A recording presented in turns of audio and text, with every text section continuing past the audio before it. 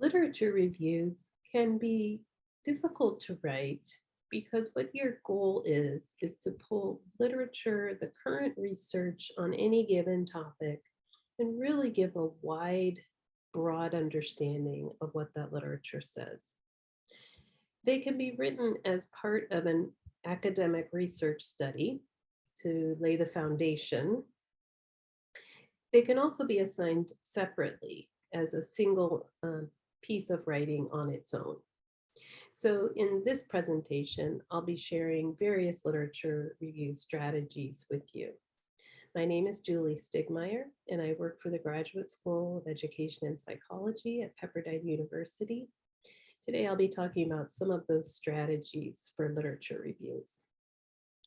The first idea I'd like to focus on is the thematic organization of a literature review. The purpose is to inform the reader what the current literature says about a particular topic, and to point out limitations, shortcomings, and gaps in our knowledge.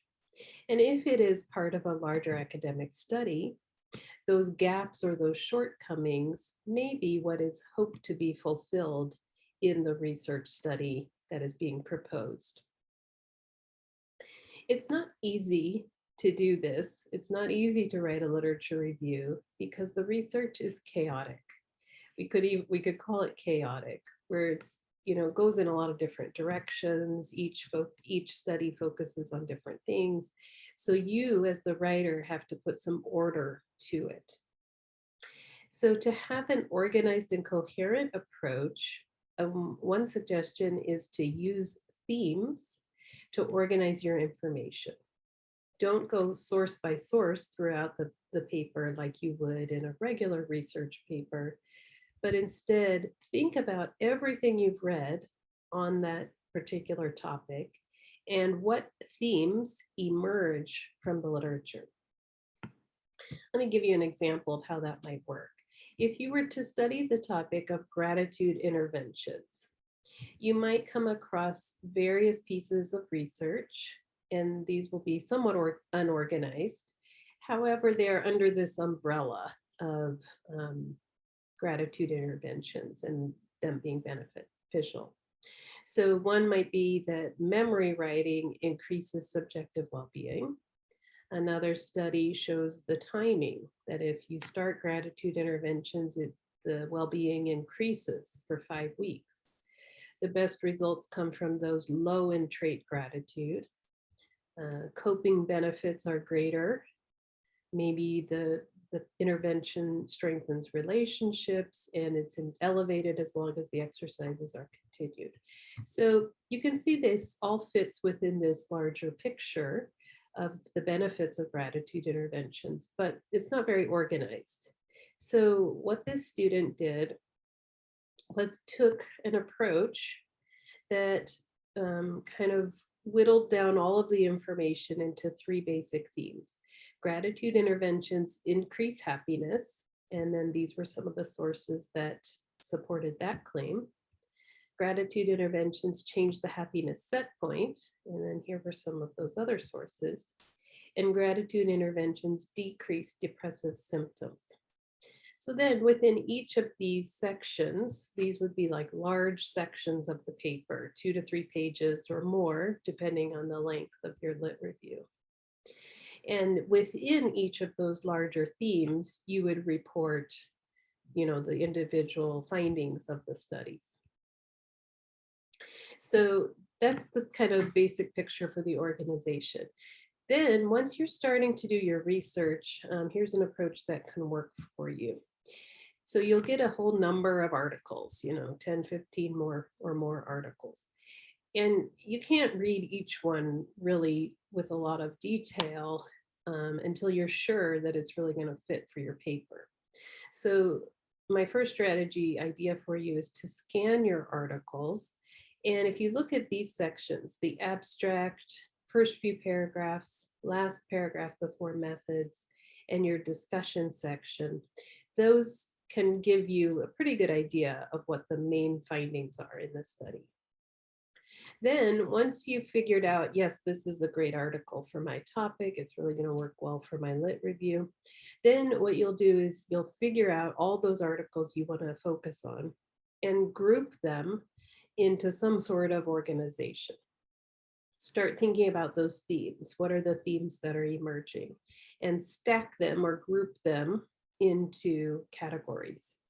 And you could do this by creating folders in however you save your documents, and that can kind of help you. So here's theme one, and then drop the PDFs of those articles into those folders. And then once you've kind of, the research is kind of coming together, it's helpful to put together a graphic organizer. And it might look something like this, where here's, say, theme one, how gratitude interventions increase happiness. And then your clouds here would be the findings from the studies. And then you go on to your theme two and theme three. So that's, a basic mind mapping approach. You can make it look in different ways. But then another idea is to use a table. So once you see what the big picture is, what are all those 3 or 4 big themes, break down each theme and write then the author and year of each study, and maybe put bullet points here for the major findings. And then that can really help you to see what is emerging from the literature and how you can organize your paragraphs. And then the next thing I'd like to talk about is the possible outline you could use for arranging the information in your lit review. The introductory section, of course, will come first, and it's a little more involved, usually for a literature review than for other types of papers. You address the overall topic, how it's important in the field of study. What's the big picture of the existing literature? Maybe you'll write a purpose statement. You sometimes have to have a short paragraph on key terms. What are the key terms you need to define before you get started writing? And then the fifth piece I have highlighted because it's very important. It's like a blueprint or a roadmap for where your literature review will go. It's the overview statement of the organization of your literature review. I'll give you some examples for how you would write that, but it's one sentence that really is the focused piece for your whole lit review. Then you would get into your themes. So theme number one, maybe introduce it. Theme number two, theme number three. I put 3 themes here, A, B, and C, because it depends on the length of your paper requirement. But if you're writing a 10 to 12 page literature review, usually 3 themes where the theme sections would be 2 to 3 pages each, it works out about right. Then your letter E here is the discussion. And this is a very important part of your literature review because you are now analyzing and engaging with the literature. You're seeing what are the strengths, what are the shortcomings, maybe what is missing in the literature and the implications of that. What is needed to go forward. And then your conclusion. Once you start writing, I recommend these 3 strategies. So we're going to talk about an overview statement, the meal plan, and synthesizing. As I mentioned, an overview statement provides a single sentence, or sometimes 2, that encapsulates all the idea within your paper. It can often come from your research question. So you ask your question, and then turn that into a statement or a claim, and that becomes your overview statement. So I have here an overview statement and then the research question. The research question was, what is the most effective treatment for grief among Latino adolescents? And the answer is the overview statement. Grief among Latino adolescents can effectively be treated with CBT, group therapy, and family therapy. And then you would expect that in this literature review, you'd have 3 main pieces: the CBT section, group therapy, and family therapy. Another example might be the gratitude interventions. They increase happiness, change the happiness set point, and decrease depressive symptoms. Then it would be divided into three main parts again, according to those themes. Those are pretty straightforward examples. I want to show you two more examples that are a little less straightforward. Many times with literature reviews, you're trying to find the causal relationship between two things. So here is one possible research question. What is the effect of maternal borderline personality disorder on their children? And you might answer that question with maternal borderline personality disorder impacts children in, so this is the main statement, this is like the topic, and then these three pieces are the kind of roadmap for the paper. So maternal borderline personality disorder impacts children in their sense of well-being, their development of mental health disorders, and their later relationships. So then in each of those sub-themes, the main topic would be addressed. But here was another approach. This was a challenging paper for a student to write because it could really go in a lot of directions. And that's pretty typical. You have to kind of sort through all the different options of how you could move forward. Here is another focus for a similar topic. What are the manifestations of maternal borderline personality disorder on their children? And this gets a little less clear, but it's sometimes pretty, it kind of exemplifies what a lot of topics, how they just work. The manifestations of maternal borderline personality disorder in children's lives include children experiencing an emotionally invalidating environment, participating in role reversal between parent and child, and being removed from their homes through the involvement of CPS. So this is just one possible, approach. So what I wanted to demonstrate in these two slides is that there are different approaches you can take to the literature. There's not just a one size fits all. There's no right or wrong approach. It's just what do you really want to focus on and what is emerging from the literature. So be sure to create a clear overview statement no matter what your topic is. The next strategy is to use the meal plan to develop paragraphs. The meal plan is a basic acronym which breaks down the pieces in a body paragraph. The first letter of the acronym is M. So at the beginning of a paragraph, you would include your main idea, the topic sentence that gives the claim or purpose to the paragraph. Then you include your evidence, which would be examples, quotations, or paraphrases. Note that you do not begin your paragraph with evidence. You don't start with a paraphrase or a quote. You first need to give the context to the reader by providing that topic sentence. Then you would add either more evidence or you could add some analysis in the middle of the paragraph, which explains or further describes the evidence, interpreting it for the reader. At the end of the paragraph is where you would link back to the larger claim. So it's kind of an echo of the M. So let me give you an example of two, one before using the meal plan and one after. A study conducted by Cohen Park found that after 10 sessions of QEEG neurofeedback with patients with alcohol use disorder, the differences in brainwave activity were not significant.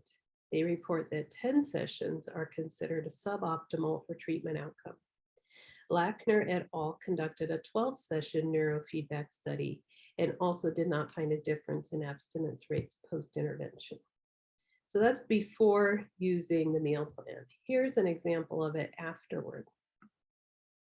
For patients with alcohol use disorder, the treatment of QEEG neurofeedback appears to be ineffective with only a limited number of sessions. So there's my main idea here. And then the evidence and analysis comes in the middle. So here's the first piece of evidence, one study conducted by Cohen Park. Okay, so that's the same. Then I added some analysis. This shows that in this study, the QEEG neurofeedback treatment is considered a suboptimal outcome. Then we get into the Lackner evidence. And then more analysis. Again, this study details the treatment's lack of efficacy for patients with alcohol use disorder. And then the link sentence. These results reveal that the efficacy of QEEG neurofeedback for patients with alcohol use disorder is most likely unsubstantiated with only 10 or 12 sessions. So what this paragraph does is it just provides more context to the reader. There's that framing between the main idea and the concluding sentence. And then in the middle comes the specific evidence. The last thing I want to touch on is the difference between summarizing and synthesizing.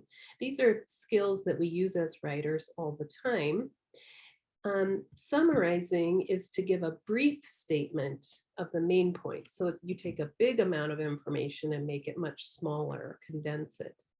Whereas synthesizing is a little more analytical. You combine many ideas into a coherent whole. And you'd most likely be using summarizing for annotated bibliographies, whereas synthesizing is more common for literature reviews. So I have an example, two examples here, sample 1 and 2 of synthesis. So remember, synthesis is pulling a lot of ideas together into a thematic approach. So here are a couple of examples that describe the definition of subjective well-being. To understand the definition of subjective well-being, SWB, researchers have focused on various factors that contribute to the construct. Diner points out multiple factors within the concept of SWB, which include life satisfaction, satisfaction with important domains, positive affect, and low levels of negative affect. In addition, Ross et al. Suggests that the construct of SWB include eudaimonic well-being and hedonic well-being. Further, the World Health Organization defines SWB as comprising an individual's experience of their life, as well as a comparison of life circumstances with social norms and values. Last, Allen et al. Referred to SWB as the presence of positive attributes encompassing both psychological and physical dimensions. These definitions work together to help understand the concept of SWB or life satisfaction. Okay, so that's sample number 1. Here's sample number 2. Remember, you're wondering in your mind, which one is better synthesized? To understand the definition of subjective well-being, SWB, researchers have focused on various factors, etc. So the first sentence is the same.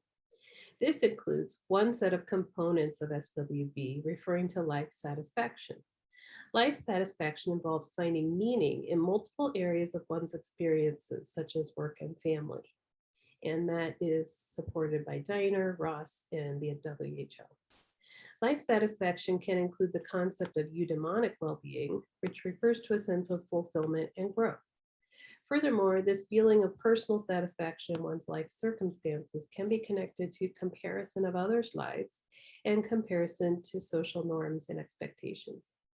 Thus, life satisfaction based on one's perceptions and experiences is one major factor in defining SWB. Then the next paragraph would focus on health-related well-being.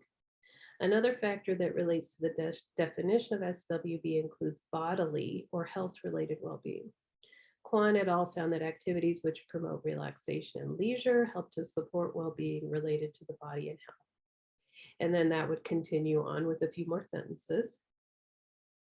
Then you'd have a maybe third paragraph. A third factor of SWB can be considered psychological or emotional well-being. This includes the concept of hedonic well-being, which refers to experiencing happiness or pleasure, etc.